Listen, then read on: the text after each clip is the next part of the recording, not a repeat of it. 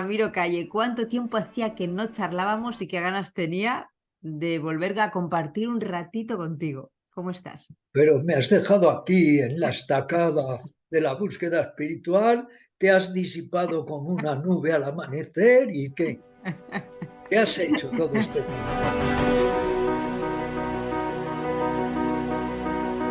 Es muy bonito porque todas las entrevistas que hemos ido haciendo en Gente Bonita son como momentos concretos de ese proceso de búsqueda, ¿no?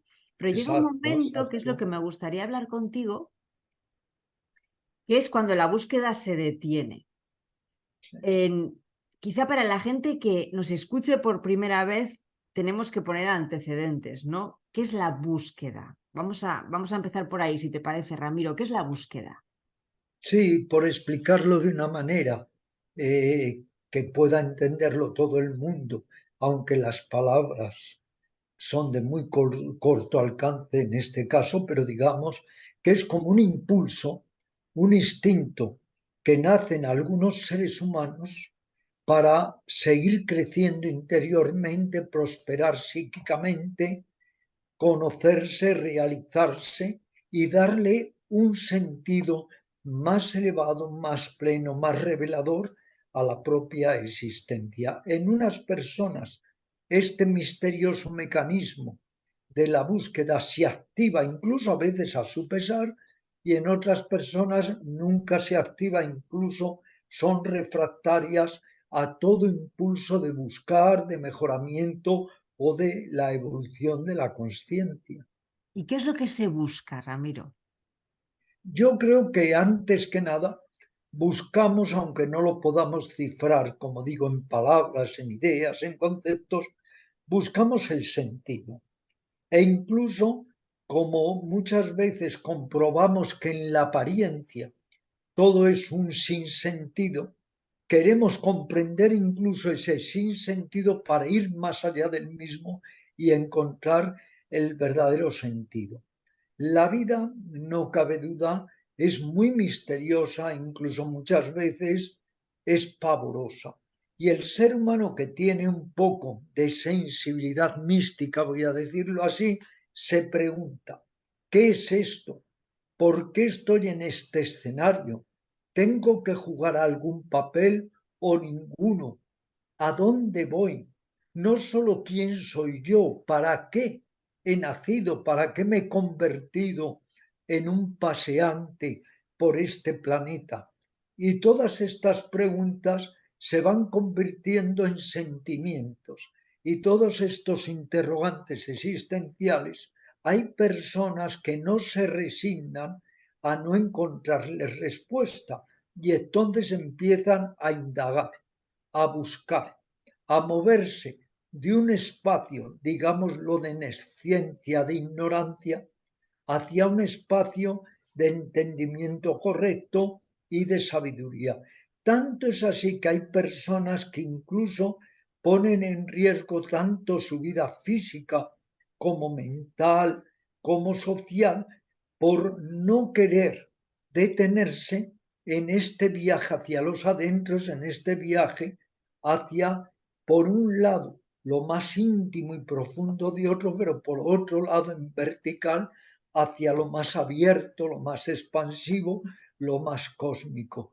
Es un viaje apasionante, pero es un viaje que no está exento, ni mucho menos, de riesgos y sobre todo de sufrimiento. Por eso me viene a la mente pues lo más constatable en este sentido, que era el viaje de San Juan de la Cruz, cuando hablaba de la noche oscura del alma y cuando se quejaba de la angustia que le producía la ausencia de la figura y la presencia del ser amado, el divino en este caso. La búsqueda de sentido. Buscamos el sentido porque nos han dado una mente y esa mente es capaz de autocuestionarse.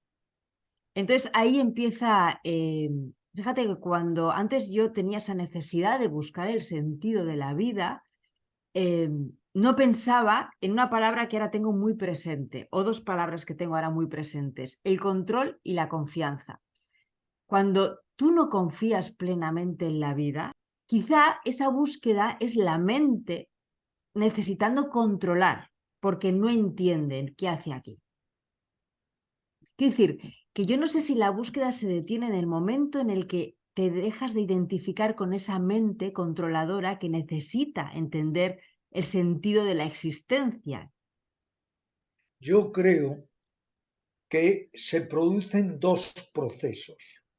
Un primer proceso es el racional, es el intelectual, es donde recurrimos a todas las herramientas de nuestro intelecto y de nuestra razón para tratar de encontrar respuestas hasta que comprendemos y aceptamos que las respuestas no están en la mente ordinaria, no están en la mente racional. Entonces, ¿qué sucede?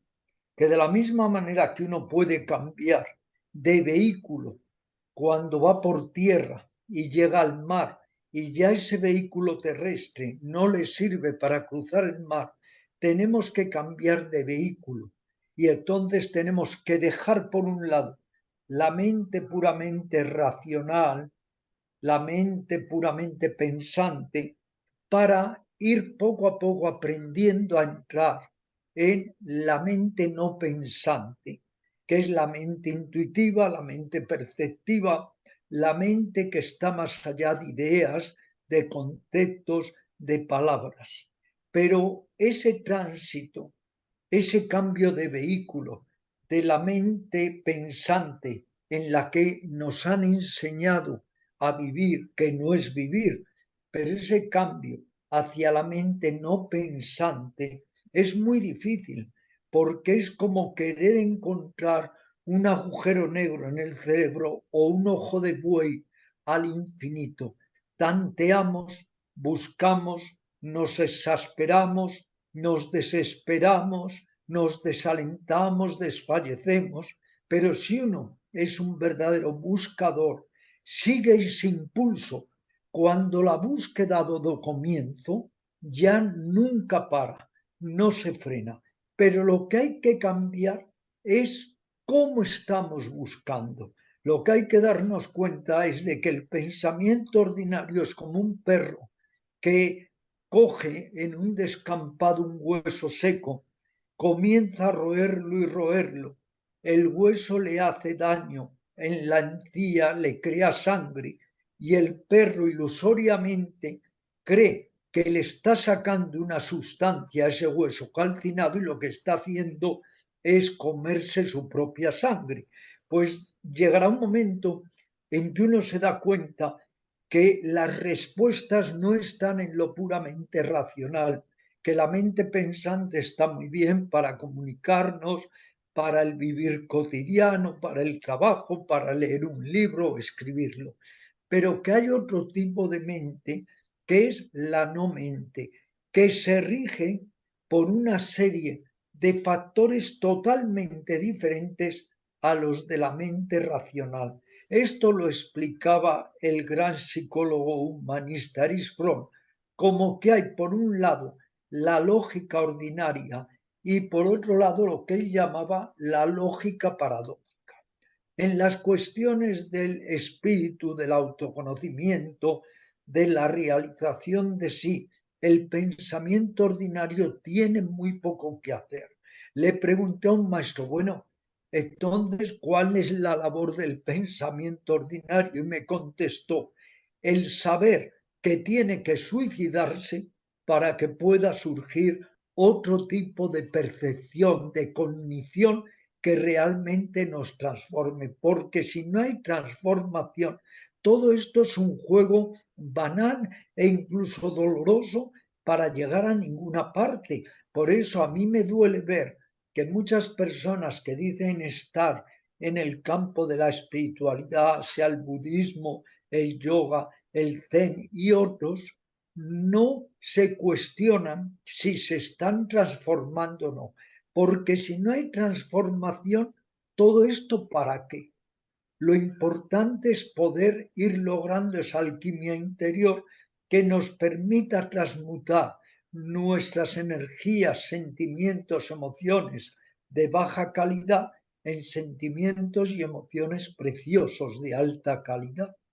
Maravillosamente lo has explicado, Ramiro. Me parece importantísimo lo que acabas de decir, porque una persona que tiene esa necesidad de regresar a sí mismo, porque al fin y al cabo la vida es un regreso al origen, eh,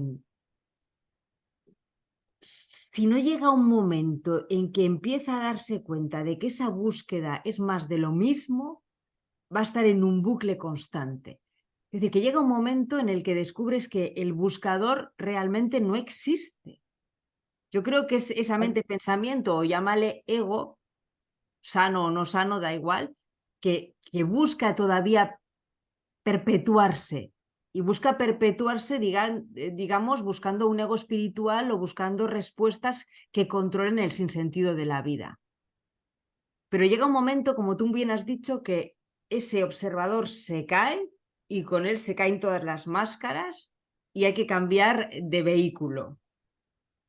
Sí, en una ocasión hubo un discípulo que fue al maestro y le cuestionó. Entonces, maestro, ¿para qué se me ha dado la mente racional? ¿Para qué tengo mente?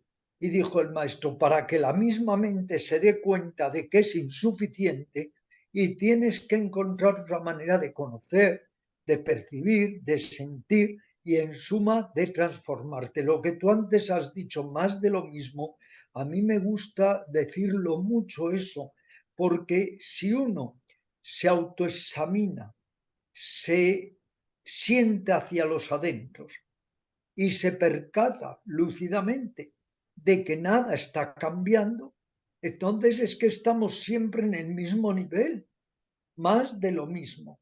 ¿Qué es lo que tenemos que ir consiguiendo? Trascender a niveles de conciencia o llamanes de percepción o como fuere, que nos permitan conectar con realidades que antes nos pasaban totalmente desapercibidas. Lo que llamamos realización, que es simplemente hacer real lo que nunca dejó de serlo. Es que esto es la paradoja, lo que decía Ramana Maharshi. Un día te darás cuenta entre grandes carcajadas que eres el que nunca has dejado de ser, o sea, has estado buscando el que ya eres constantemente. Pero claro, la mente pensante está tan llena de códigos, de todo tipo de ideas, de conceptos, de filtros socioculturales, de clichés religiosos o sociales, que nos impide ver lo que muchas veces está ahí. Por eso, fíjate, que toda esta moda que hay por el mindfulness, me gusta también decir, el mindfulness sin insight es absolutamente nada. Estar atento por estar atento. No, se está atento, se trabaja la atención para lograr un tipo especial de chispazo mental, de percepción que nos permita ver aquello que no estamos capacitados para ver por la pantalla egocéntrica de la mente, por tantos velos que hay en la mente, tantas sombras, que hay que ir poco a poco desvaneciéndolas o retirándolas para poder ver lo que curiosamente estamos siempre buscando y siempre está a nuestro lado, porque miramos tan lejos que no vemos lo que tenemos al lado. O sea, primero hay que ver lo que no somos para poder ver lo que hay. Hay una historia que me gusta contar. Llega un discípulo a su maestro y le pide una serie de instrucciones. Y el maestro le da unas instrucciones en lo aparente totalmente absurdas. Y el discípulo se queja, protesta, pero maestro, todo eso que me estás diciendo no tiene sentido. Y el maestro dice, es que para llegar al sentido hay que pasar por el sinsentido. Entonces hay como que pagar un diezmo, un tributo, para llegar a lo que está más allá de lo aparente. En este sentido, he estudiado durante años con un gran interés lo que eran en Occidente y no se entendieron bien los anacoretas. tomar la anacoresis. Había personajes que tomaban la anacoresis por dos razones. Primero, porque sabían que esta sociedad es tan putrescible, es una sociedad tan corrupta que no querían pagar un tributo a una sociedad que ya era corrupta. Esto en lo material. Pero en lo más espiritual, lo que no querían es poner su ser, lo más precioso de sí mismos, al alcance de esta sociedad caotizada y terrible. Y entonces, ¿qué hacían? Tomaban la anacoresis, se convertían en anacoretas, que quería decir que dejaban su vida ordinaria, su situación social ordinaria, y se retiraban al bosque, a la montaña, al campo, y dedicaban sus esfuerzos a ir más allá de lo aparente. Ser un anacoreta es muy difícil porque nos han educado de tal manera que nos han hecho siervos dependientes de todo lo sensorial. Renunciar a todo ello exige un esfuerzo absoluto que solo muy pocas personas pueden con ello, pero que este fenómeno se dio muy intenso en una época en Occidente porque había personas que de repente tomaban conciencia de que estaban en un lodazal, de que esta sociedad es totalmente putrescible y entonces adoptaban esta medida de alejarse para limpiar su mente y recomponer su vida interior. Fíjate que estaba pensando, Ramiro, mientras te escuchaba, la cantidad de buscadores que hay, porque creo que la sensación de individualidad llega al sufrimiento, el sentirse gota y no sentirse gota y océano lleva sí o sí al sufrimiento al ser humano, porque está todo el rato en ese bucle, ¿no? En esa búsqueda sin sentido, que no sabe ni lo que busca, pero tiene ahí un vacío. Y alguien nos puede estar viendo y puede estar en esa búsqueda, pero no sabe cómo dar el salto de la mente-pensamiento a esa mente que tiene un nivel de conciencia más ampliada y que ve realmente lo que esos velos no nos dejan ver. ¿Qué le dirías? Porque aquí hay un peligro. El peligro es querer llegar a ese lugar, porque ya está otra vez la mente pensante controlando para llegar a una meta. Y ese camino justamente es el contrario, estamos otra vez cayendo en lo mismo. Hay un adagio muy antiguo que reza: cuando el pensamiento cesa, relumbra la luz del ser. El pensamiento es el gran obstáculo a la larga, pero claro, el pensamiento es una herramienta que tenemos que utilizar hasta para ir al mercado, al trabajo. Luego no es matar el pensamiento, es saber que el pensamiento solo nos sirve un tramo como compañero, pero que luego, para adentrarnos en tierras mucho más luminosas, necesitamos otro tipo de herramienta, que es la percepción, que es el no pensamiento, que es una manera de conocer que no se estrella contra las superficies de las cosas, porque no es ego. Y como no es ego, no tiene esa necesidad de poseer, de comprender, de someter o de dominar. Tú has hecho la gran pregunta: ¿cómo pasar de la mente pensante a la mente no pensante? Tenemos todos que buscar medios, desde la meditación, la acción consciente, la autorreflexión, la observación de todas nuestras reacciones egoístas o egocéntricas, buscar medios. Cuando yo tenía 17 años y comencé entusiásticamente con la meditación, a menudo me venían a entrevistar porque curiosamente en aquella época ya despertaban mucho interés el yoga, la meditación, el zen. Y una vez vino un periodista y me dijo: tanto meditar te vas a volver loco. Y yo le contesté: no, el que se va a volver loco eres tú por no meditar. ¿Qué es meditar? Es que la gente no entiende. Meditar es parar, es detención consciente. Es coger el fardo de la mente egocéntrica y dejarlo fuera, como el que se quita la cabeza y la deja fuera. Dejamos fuera las ideas, el pensamiento, el pasado, el futuro, el deseo, la aversión, lo dejamos fuera. ¿Para qué? Para encontrar, como decía, ese ojo de buey al infinito, para dar el gran salto de la mente pequeña a la mente grande. La mente pequeña es una maniática. Lo mejor es no creer en ella. La mente pequeña se empeña en hacernos la vida imposible, en crear conflictos, fricciones. ¡Qué gran neurótica! Pero la mente grande es otra cosa, porque la mente grande está liberada del ego.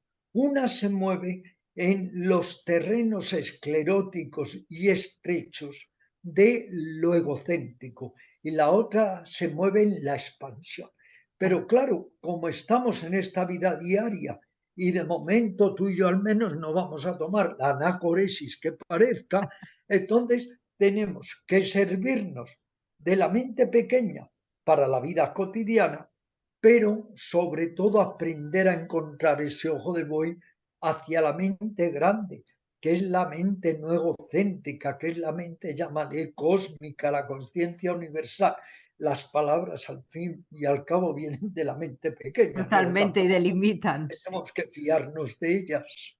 Claro, importante, los pequeños detalles que a veces parecen sencillos decirlos, pero son más importantes de lo que parecen. Dejar de pensar que somos nuestros pensamientos, dejar de identificarnos con los pensamientos, con las emociones. No dejarse embaucar por esa gran mentirosa que es la mente pequeña, que además la mente pequeña, que para nosotros es egocéntrica, lo cierto es que nos la han formado, nos la han organizado, ni siquiera es mi mente pequeña, yo no puedo decir que mi mente pequeña la he organizado yo, es el residuo, el subproducto de todo tipo de códigos, de ideas, de patrones que están ahí y que me han hecho creer, incluso, fíjate, África, que los deseos de los demás son mis propios deseos. Hasta ese grado llega la hipnosis, el sonambulismo en el que todos vivimos. Por eso tenemos que hacer un ejercicio que consiste en descabezar. El ejercicio de descabezarnos es que al menos durante un rato al día, quítate la cabeza, descabézate, pero si es muy pesada, es la que te está creando la mayor cantidad de problemas, de odios, de enojos, de tristezas. Cuando uno está un tiempo descabezado, algo nuevo, algo diferente empieza a florecer en nosotros. Por eso, de alguna manera, todos tenemos que parar. Hasta un caballo de carreras tiene que parar porque si no se destripa. Pero ¿por qué no paramos? Porque la mente pequeña quiere seguir enredando, quiere seguir haciendo y deshaciendo, quiere seguir en sus odios y en sus amores. No cede, nos toma. Es pura malla, pura ilusión que no somos capaces de penetrar y como además nos han enseñado a alimentar esa malla, esa ilusión, las apariencias, entonces no logramos salir de ahí. Darse cuenta de que funcionamos con unos programas mentales que nos han instalado, que ni siquiera son nuestros y que No, los defendemos a capa y espada, cargando nada, todas esas etiquetas que nos han impuesto y eso, que encima nos pesan y damos la vida por defender algo que, total, que es inocuo, ¿no? Que es neurótico.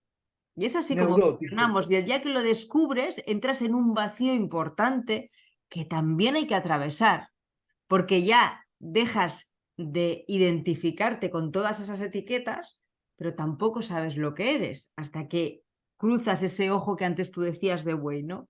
Ese momento, ese desierto que hay que atravesar de la desnudez más absoluta.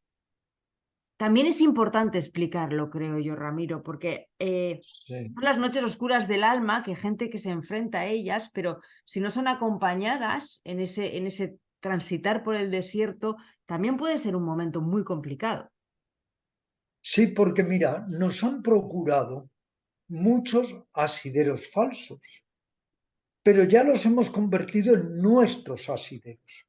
Cuando de repente un día descubres que no son asideros, que no nos ayudan a asirnos ni a agarrarnos a nada, que estamos en el vacío primordial y desnudo, nos entra espanto, nos entra terror.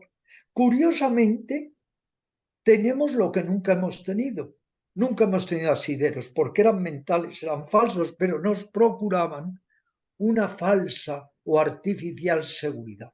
Cuando de repente te das cuenta que esos asideros eran totalmente falsos, experimentas terror, experimentas espanto. Vienen una tras otra sucesivamente las innumerables noches oscuras del alma y te das cuenta de que ahí las ideas no te ayudan para nada, ni las lecturas, ni los maestros, no, ahí es donde te das cuenta que estás contigo mismo.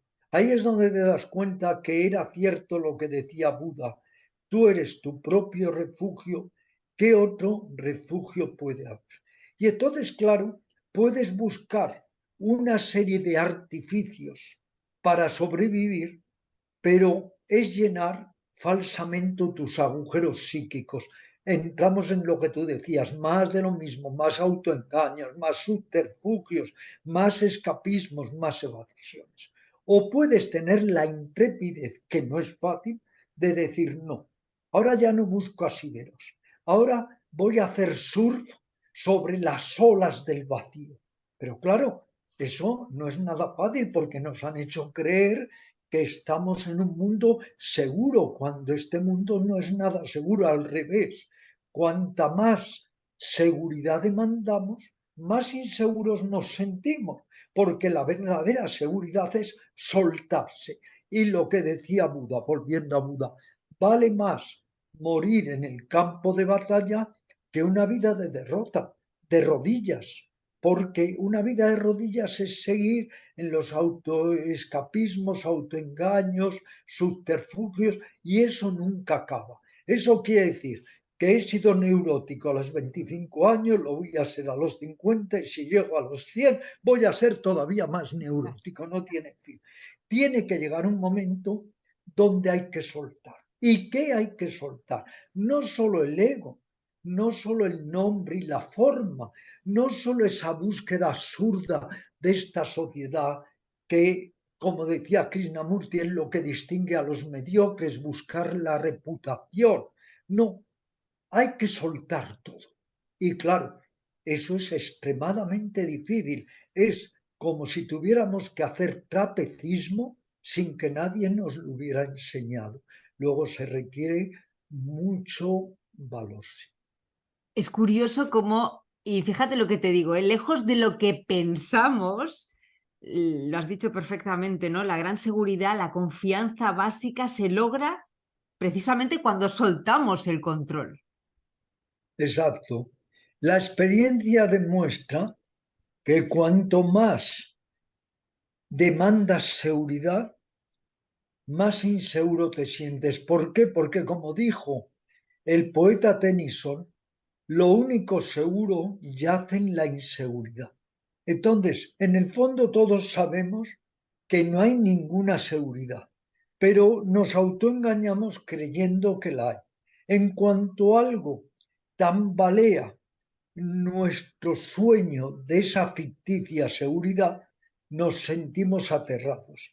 Pero una de las grandes experiencias es soltar y analizar e indagar qué hay detrás de esa búsqueda voraz, neurótica de seguridad y darnos cuenta que también ese sentimiento de inseguridad nos tiene mucho que enseñar si somos capaces de verlo al desnudo, sin falsos muros, sin trampas, sin artificios.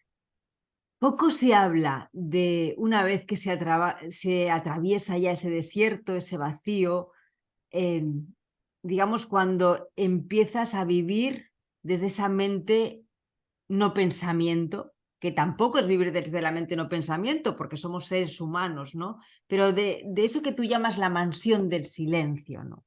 ¿Qué ocurre Sí, después? efectivamente, en mi novela, que ahora ha aparecido la 20 edición, El Fakir, hablo de Nirmana Kala, que es la mansión del silencio.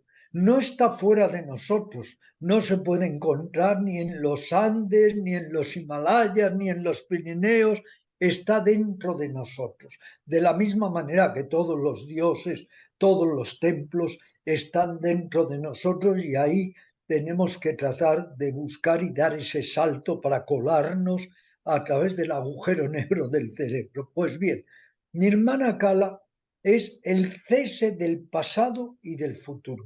Es la apertura al momento presente que lo convertimos en infinito.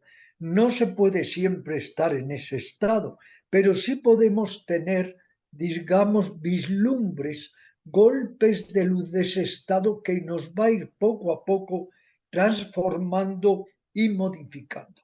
Porque lo que todos tenemos que entender es que cuando yo, subrayo el yo, cuando yo no estoy, se acabó el problema. Nuestro gran problema es ese sentimiento constante de yoísmo. Yo. Pero si somos ahí capaces de soltar y vivir el proceso sin tanto aferramiento, ni tanto miedo, ni tanta necesidad de asirnos, de aferrarnos, descubriremos en nosotros otra manera de ser, otra manera de sentir. Y nos daremos cuenta de que las flechas, los dardos que nos llegan, ya no nos hieren de la misma manera que antes. Cuando somos Si no hay, capaces, si no hay diana, ¿dónde van a dar los dardos? Y la diana que es el ego. sí, cuando somos capaces de quitarnos de en medio para que la vida fluya a través de nosotros. Fluir, que es que conlleva placer y dolor. Pero ¿cuál es nuestra trampa, África? Que estamos en una celda, en un campo de concentración, en una jaula, en un circuito muy esclerótico, donde solo queremos placer y huimos del dolor. Y ahí viene el gran problema, siempre diferenciando entre el placer y el dolor, y me vuelvo un compulsivo perseguidor de lo que me reporta placer sensorial y no menos compulsivo, huidizo de lo que me reporta dolor. Pero si somos capaces de dar ahí un salto y no dejarnos tanto afectar por el dolor, por el placer, ni por el fracaso, ni el éxito, ni la pérdida, ni la ganancia, si somos capaces de ir más allá de esta jaula de dualidades que es nuestra mente, descubrimos un mundo diferente, porque además ya no estamos juzgando, ya estamos en la acción fresca del momento. Porque como me decía uno de mis grandes amigos espirituales, Babaji Sivananda de Benares, que no haya pensamiento sin acción. Es que estamos todos metidos en ese opiáceo que es el pensamiento, que además no nos damos cuenta que la palabra no es la cosa, la descripción no es el hecho, que hay una realidad más allá de nuestra mezquina realidad personificada. Ramiro, me encanta hablar contigo, te lo prometo. Te doy las gracias, no sabes cómo, porque siempre que conversamos es como arrojas más luz, ¿no? En mi camino y espero que en el de muchas personas. Arrojas mucha luz y sobre Bueno, y todo... me vas a permitir una broma, porque el sentido del humor, la visión panorámica que nos da sentido del humor, nunca hay que perderlo. Menos mal que te encanta hablar conmigo y me has tenido 2 años en la despensa, pero no importa. Si no te hubiera encantado, me tienes 10 o 12. Pero, ¿sabes qué? Que a veces también hay que estar en el silencio para colocarse Total, y total. volver Y a salir al además, mundo y conversar claro, desde otro lugar, Ramiro. no, y además para luego tener la dicha de volver a vernos. indudablemente, Además, porque si es como decimos más de lo mismo, claro, eso es tedio vital. Hay que renovar, efectivamente. Y no es hay, un no hay, no placer hay luz sin verte. oscuridad y no hay oscuridad sin luz. Es todo Eso necesario. es, claro. Sabes que hay un adagio que dice, a cada luz sigue su sombra y a cada sombra su luz.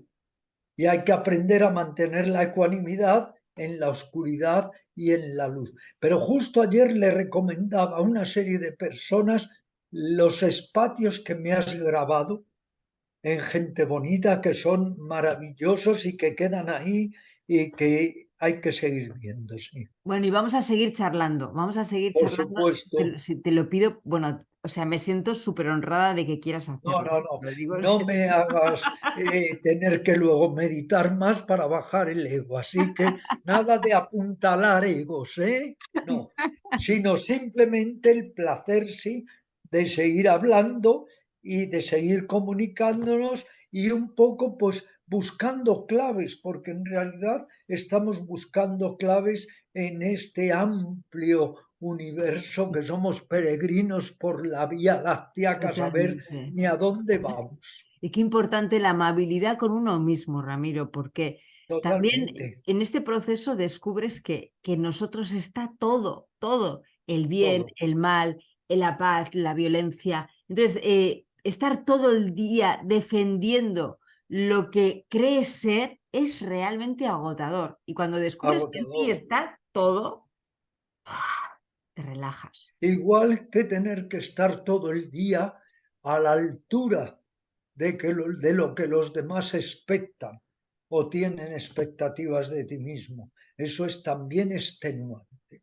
Sí, sí, Lo sí. mejor es reconocerse a uno mismo y ser como es y estar, eso sí, en evolución. Somos seres en evolución. Lo que podemos hacer es acelerar esa evolución con disciplina, con conciencia, o bien darla de lado y entonces seguirá sucediendo, pero de una manera todavía más exasperantemente lenta.